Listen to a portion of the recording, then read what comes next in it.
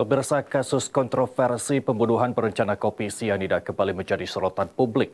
Hal itu menyusul tayangan film dokumenter yang mengungkap kasus pembunuhan kopi sianida. Bahkan sejumlah ahli independen mulai mengeluarkan analisa mereka untuk membuka kejanggalan yang terjadi.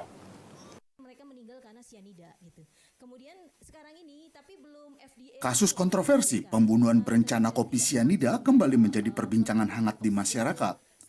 Sejumlah ahli independen pun mulai mengeluarkan pendapat mereka. Terlebih, para ahli ini tidak pernah terlibat pada proses penanganan perkara tersebut.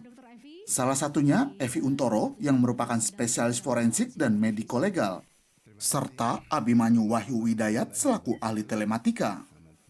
Dalam paparannya, Evi Untoro menyatakan sianida sebesar 0,2 mg per liter yang masuk ke dalam tubuh masih dalam kategori normal atau tidak bisa menghilangkan nyawa seseorang.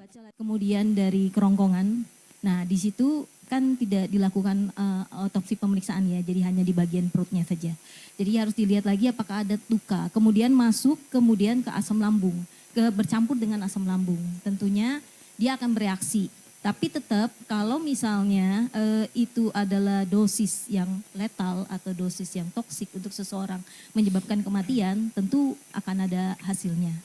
Nah di sini ya, kalau kita lihat dari hasil yang lambung, itu dinyatakan bahwa positif 0,2 mg per liter untuk sianida. Iya, untuk sianida. Nah, kalau kita lihat dari sanitasi lingkungan, free cyanide atau sianida yang bebas, radikal bebas sianida di air itu, di limbah atau di minuman kita, itu kadarnya 0,2 mg per liter itu masih normal. Masuk kepada bagaimana kekuatan alat bukti dalam perkara pidana Jessica Kumala Wongso yang digunakan hakim, saya berpandangan tidak cukup menunjukkan Jessica Kumala Wongso pelaku utama kematian Mirna.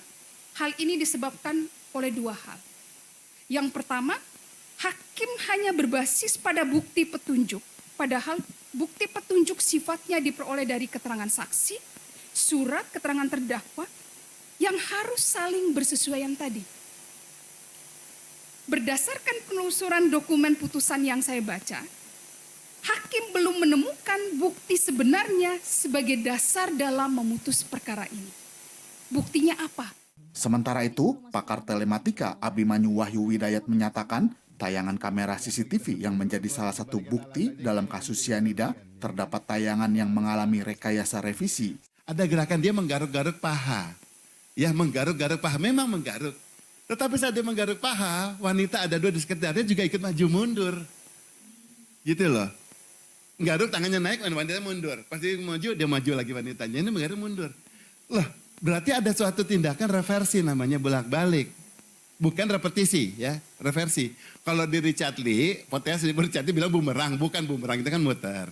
Kalau ini maju mundur. Kecuali saya misalnya ngelihat bapak menggaruk-garuk, saya ngelihat. Ngapain Pak? Ngapain Pak? Ngapain Pak? Oh, saya kan mau memastikan dia nggak ada mundur. Ini kan saya nggak peduli maju mundur. Ada yang garuk. Kayaknya enggak. Ada yang garuk, kayaknya enggak. Kan nggak mungkin. Dia tidak tahu dia akan pergi sini. Kenapa dia ikut gerakan garuk? Kok kompak bertiga ini garuk maju mundurnya sama. Jelas sekali tindakan reversi tanpa perlu saya lihat. Masyarakat sendiri kini banyak mempertanyakan kebenaran sesungguhnya dari tabir kasus kopi sianida. Hal ini seiring munculnya film dokumenter yang mengangkat kasus pembunuhan kopi sianida berjudul iSchool. Dari Jakarta, Nusantara TV melaporkan.